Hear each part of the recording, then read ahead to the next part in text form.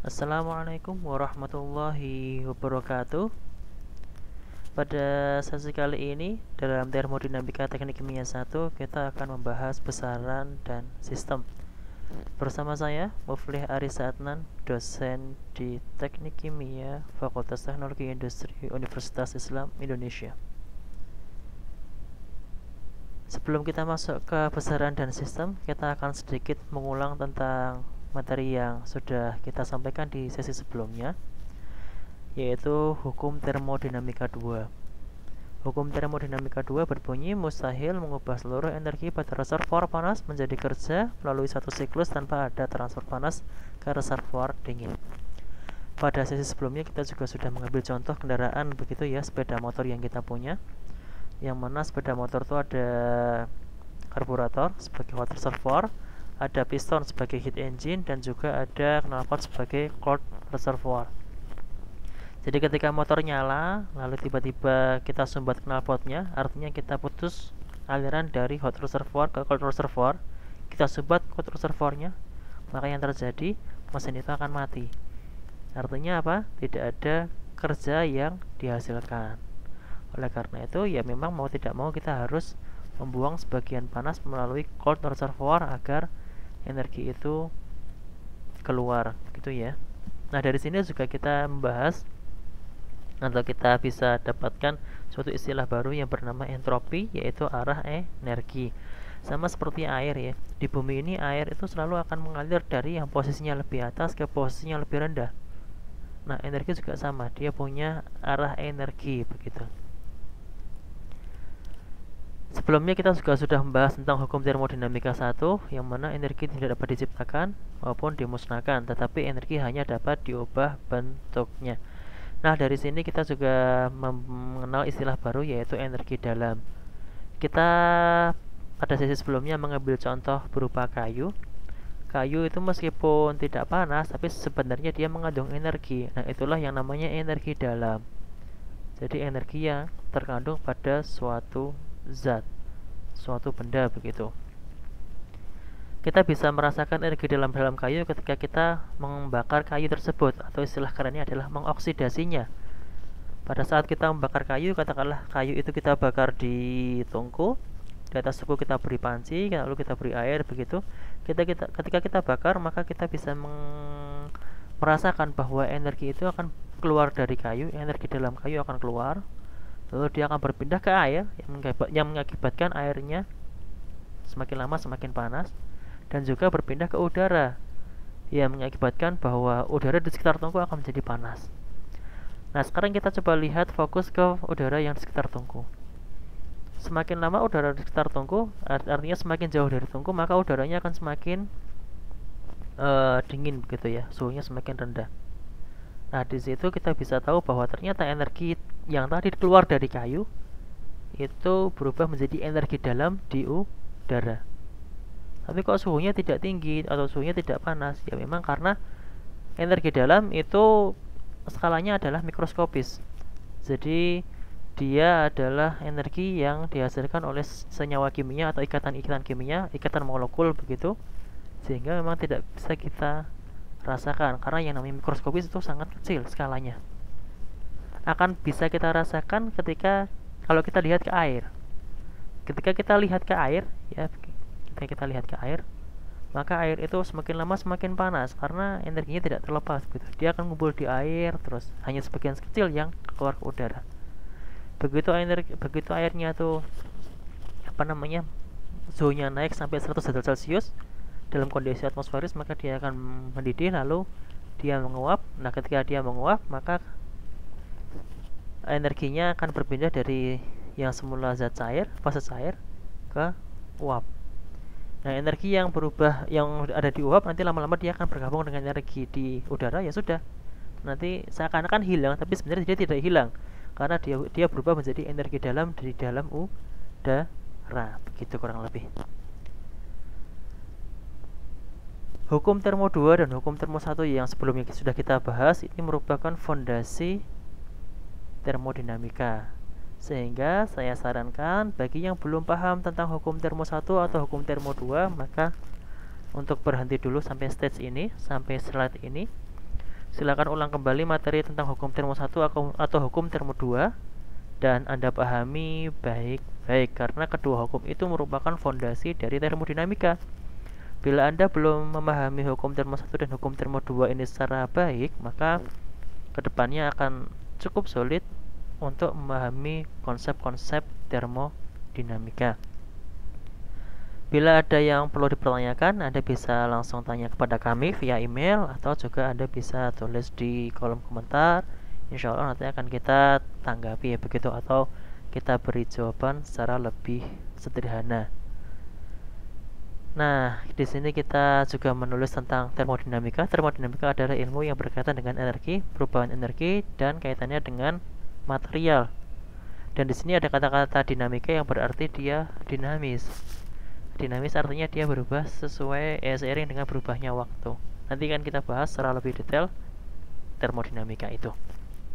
Oke ya, jadi kalau belum paham tentang hukum termo 1 dan hukum termo 2, silahkan kembali lagi ke sesi sebelumnya, atau Anda juga bisa belajar dari sumber yang lain untuk bisa lebih memahami tentang hukum termo 1 dan hukum termo 2. Bila Anda merasa sudah cukup paham dengan dua konsep ini, maka mari kita bersama-sama lanjut ke slide berikutnya yang akan membahas tentang besaran dan sistem.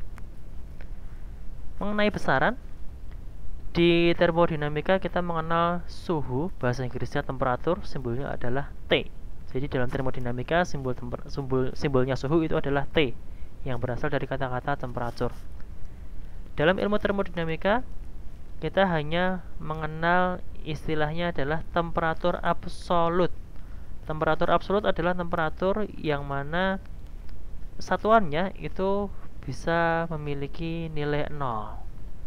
Kalau kita lihat di sini ya, ada Celsius, Kelvin, Fahrenheit, dan Rentgen. Dari 4 satuan ini hanya ada 2 yang memiliki nilai 0. Untuk SI yaitu Kelvin, dan untuk satuan yang selain SI itu berupa Rentgen. Mungkin kalau di SMA itu R itu artinya remur ya. Di sini kita artinya adalah Rentgen. Sehingga di sini kita bisa simpulkan bahwa bila nanti kita menemukan suatu data dalam bentuk selain Kelvin atau Rentgen, maka kita harus mengubahnya menjadi Kelvin atau Rentgen terlebih dahulu sebelum kita melakukan operasi hitungan. Ini adalah kesepakatan yang sudah diambil bersama-sama. Jadi jangan menyelisihi kesepakatan, begitu ya. Besaran berikutnya adalah tekanan, yaitu pressure. Tekanan di sini ya sama seperti tekanan ya yang ada dalam kehidupan nyata ya. Jadi tekanan hidup begitu. Jadi tekanan di sini mirip seperti temperatur. Ada yang namanya pH, itu tekanan absolut, ada P gauge yaitu tekanan sistem, dan ada PATM, tekanan atmosfer. Tekanan atmosfer adalah tekanan yang diberikan oleh udara yang ada di atas kita. Jadi kita ini kan hidup di udara ya. Hidup di bumi ini ada atmosfer yang berisi udara. Ternyata di sini kita juga tertekan oleh udara tersebut. Sama halnya seperti kalau kita ke dalam air. Udara dan air sama-sama fluida kan ya. Jadi dia juga sama-sama menekan ke bawah, ke pusat gravitasi. Untuk sedikit memahami tentang tekanan atmosfer, mari kita ambil katakanlah contoh kalau misalkan kita menyelam ke dalam air. Semakin dalam kita menyelam, maka semakin berat tekanan yang kita terima. Karena yang menimpa kita itu bukan hanya udara, tapi air. Misalkan kita menyelam di kedalaman 10 meter, jadi 10 meter ke atas air itu menekan kita, plus udara yang ada di atas air itu menekan kita. Jadi yang namanya tekanan atmosfer itu ya memang ada, karena memang kita hidup di bumi ini. Entah kalau nanti ada kehidupan di selain bumi, nanti mungkin PATM-nya akan berubah nilainya begitu. Nah, sedangkan tekanan gauge itu adalah tekanan dalam sistem. Ini biasanya dibaca oleh barometer, jadi dia hanya mengukur tekanan sistem.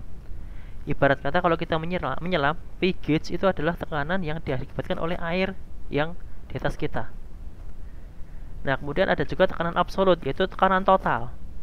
Jadi sebenarnya tekanan yang kita terima misalkan kita menyelam ke dalam air itu adalah, katakanlah kita menyelam ke dalam air sedalam 10 meter gitu. Tekanan yang kita terima adalah tekanan dari air sedalam 10 meter plus tekanan atmosfer. Nah, itulah namanya tekanan absolut. Dan itu tekanan itulah yang digunakan dalam perhitungan termodinamika. Gitu ya. Jadi misalkan kita punya alat begitu, kita ada barometer di situ. Nah, itu adalah tekanan sistemnya. Kita perlu menambahkan plus 1 atmosfer sebelum kita masukkannya ke dalam hitungan termodinamika. Sama seperti kalau kita menyelam begitu ya. Jadi sebenarnya kita tidak hanya ditekan oleh air, tapi juga kita ditekan oleh atmosfer di atasnya begitu. Sehingga P absolut adalah tekanan yang harus digunakan ketika kita melakukan operasi perhitungan termodinamika. Di sini ada sedikit contoh berapakah tekanan absolut pada sistem tersebut bila massa pemberat 6,9 kg, diameter piston 1 cm, dan percepatan gravitasi 9,82. Tekanan absolut berarti apa? Tekanan sistem plus tekanan atmosfer. Tekanan sistem, kita tahu bahwa yang namanya tekanan P sama dengan F per A ya. P sama dengan F per A. Tekanan adalah force gaya dibagi luas area, dimana F itu sama dengan M kalikan A, massa dikalikan percepatan gravitasi. Di sini massanya itu ada 6,14 kg dikalikan percepatan gravitasi 9,82 meter per second kuadrat. Nah, 6,14 kalikan 9,82 itu adalah nilai F. Lalu dibagi dengan A. A-nya adalah diameter piston itu 1 cm, berarti kita akan bisa, yang namanya piston kan bentuknya lingkaran. Kalau diameternya 1 cm, kita akan bisa menghitung berapa luas area lingkaran tersebut. Nah, lalu angka yang F tadi dibagi dengan luas area. Tapi ingat, itu adalah tekanan sistem, masih tekanan gauge.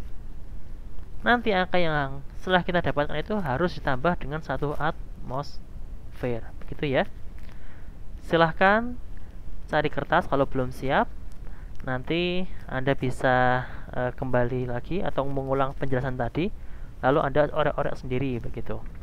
Silahkan, mungkin bisa di pause dulu kalau belum siap kertas dan pulpennya, lalu Anda bisa ulang dulu sebelum lanjut ke slide berikutnya. Jadi di sini saya memberikan jawaban yaitu 868 kilopascal.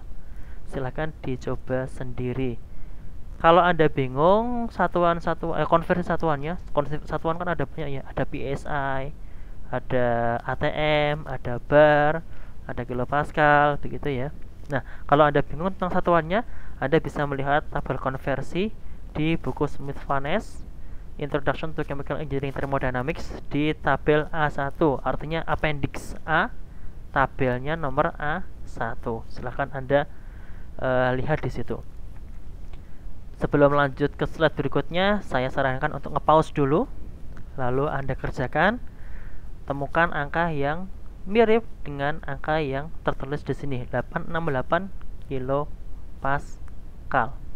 Kalau Anda dapatkan satuannya selain kilopascal, ingat, silahkan cari tabel konversi, lalu Anda konversi dan hasilnya harus mirip-mirip. Kalau ketemunya 869 nggak masalah, 867 nggak masalah.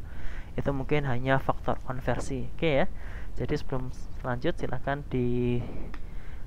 silahkan dicoba dulu. Oke, kita lanjut ke kerja atau work. Work itu adalah kerja, force, gaya sepanjang L, sepanjang jarak. Jadi kalau kita tahu bahwasanya force, kita lihat persamaan satu ya, force sama dengan massa dikalikan percepatan. Nah, sedangkan work itu adalah F dikalikan L, percepatan dikalikan dengan jarak. Nah, sekarang kita anggap bahwasanya F itu konstan. Jadi gayanya itu konstan.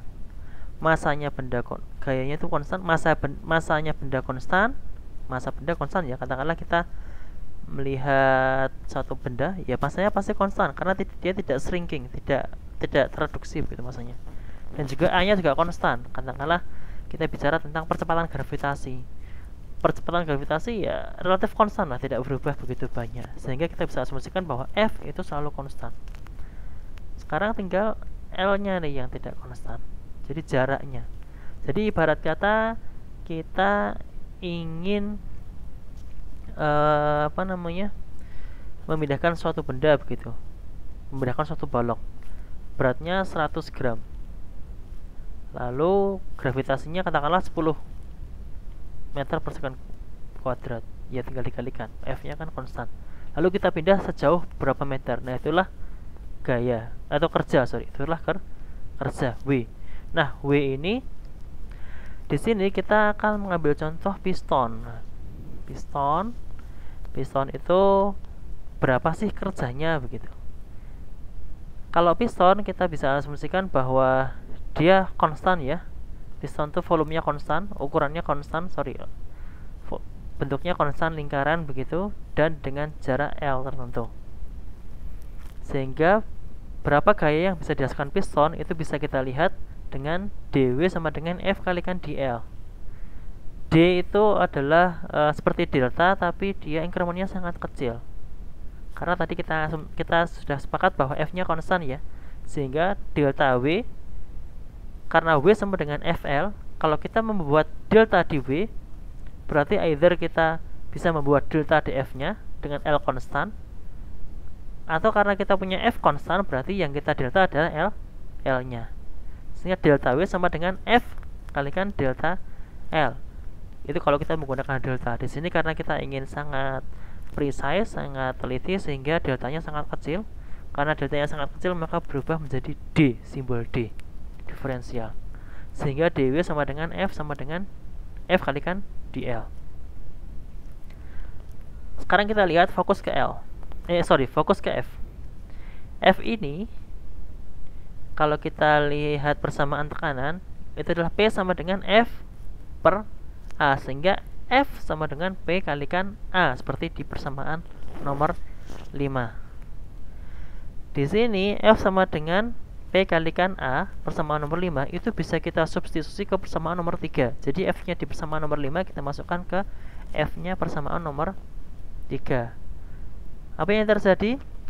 dW sekarang sama dengan P kalikan A kalikan dL.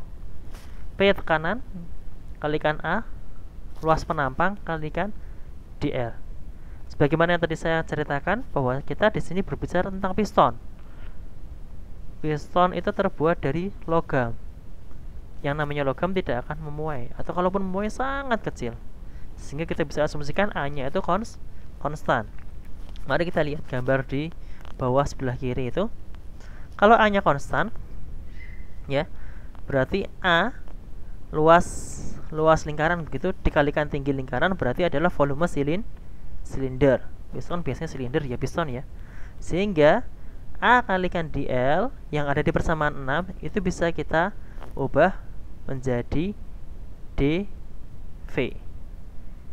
Ya, menjadi dV. Begitu ya. Bisa dipahami? Jadi dW sama dengan P kalikan dV. Persamaan ini akan sangat berpengaruh atau akan sering kita temui di ilmu termodinamika. Di sini kita sudah mulai masuk ke persamaan matematis. Jadi silakan Anda bisa ulang-ulang sendiri atau Anda renungkan sendiri. Dan kalaupun Anda belum paham, bisa tulis di kolom komentar. Nanti akan saya lebih jelaskan secara detail, mungkin dengan dengan cara yang lain begitu kurang lebih. Tapi silakan coba untuk memahami lewat sini. Bila ada yang belum jelas, silahkan Anda tanyakan di kolom komentar begitu. Kemudian kita membahas juga ada yang namanya energi dalam, internal energy. Dari tadi kita sudah sering membahas tentang energi dalam. Nah, di sini kita akan melihat ilustrasinya. Energi dalam itu apa? Karena energi dalam itu adalah energi yang dilakukan oleh pergerakan makroskopis. Dia skalanya molekuler, sehingga kita tidak bisa merasakan begitu. Jadi energi dalam itu ya sudah energi yang ada di dalam zat tersebut tanpa ada pengaruh dari faktor luar, faktor yang makroskopis. Sehingga misalkan kita punya bola ya, bolanya diam, dia punya energi dalam 10 kJ, ya sudah, berarti U-nya 10 kJ. Tapi ketika bolanya tadi meluncur dengan kecepatan 10 meter per second, berarti U-nya adalah total energinya adalah energi dalam yang dikandung oleh bola tadi plus energi kinetik karena dia meluncur. Energi kinetik kita tahu adalah setengah mv kuadrat. Nah, di sini Anda bisa hitung sendiri berapa sih total energi yang dikandung bola ini kalau dia meluncur dengan kecepatan 10 meter per sekon. Gitu ya. Itu untuk besaran. Nah, sekarang kita masuk ke sistem, batas, dan lingkungan. Di sini ada 3 definisi yang harus Anda pahami secara komprehensif. Yang pertama adalah sistem. Sistem ini adalah bagian alam semesta yang dipelajari. Jadi kalau kita membahas termodinamika, kita harus tentukan dulu sistemnya. Kita mau pelajari apanya nih? Itu harus jelas. Sedangkan batas adalah permukaan sistem, dan lingkungan adalah sebagian alam semesta di luar dari sistem. Di sini bisa kita lihat bahwa sebelum kita melakukan operasi teknik termodinamika, sebelum kita mengevaluasi sesuatu, maka kita harus tentukan dulu sistemnya supaya supaya lebih jelas gitu, lebih terarah. Nanti akan kita beri contoh nih. Nah, sistem itu ada beberapa jenis. Yang pertama adalah sistem terisolasi, artinya tidak ada pertukaran energi dan materi, jadi dia benar-benar terisolasi. Ada juga sistem tertutup, ada pertukaran energi tapi tidak ada pertukaran materi. Contohnya apa? Ada pertukaran energi, tidak ada pertukaran materi. Contohnya adalah misalkan Anda beli es batu begitu ya. Anda terima es batu dalam bentuk padat kan, bentuknya es. Tapi kalau Anda biarkan lama di dalam, misalkan di atas meja begitu, Anda tunggu semalaman, apa yang terjadi? Esnya akan mencair. Karena apa? Ada pertukaran energi di situ. Tapi apakah airnya ikut keluar? Tidak. Itulah yang namanya sistem tertutup. Nah, sedangkan sistem terbuka itu ada pertukaran energi dan ada pertukaran materi. Ini sangat jelas ya. Misalkan kita punya kita punya termos. Termos itu adalah sistem terisolasi karena energi tidak bisa keluar masuk dan materi juga tidak bisa keluar masuk karena termosnya kita tutup rapat. Tapi termosnya kita buka, lalu kita tuang airnya. Nah, itu namanya sistem terbuka karena ada pertukaran energi dan pertukaran materi. Di sini perlu Anda highlight 2 istilah yang sangat penting.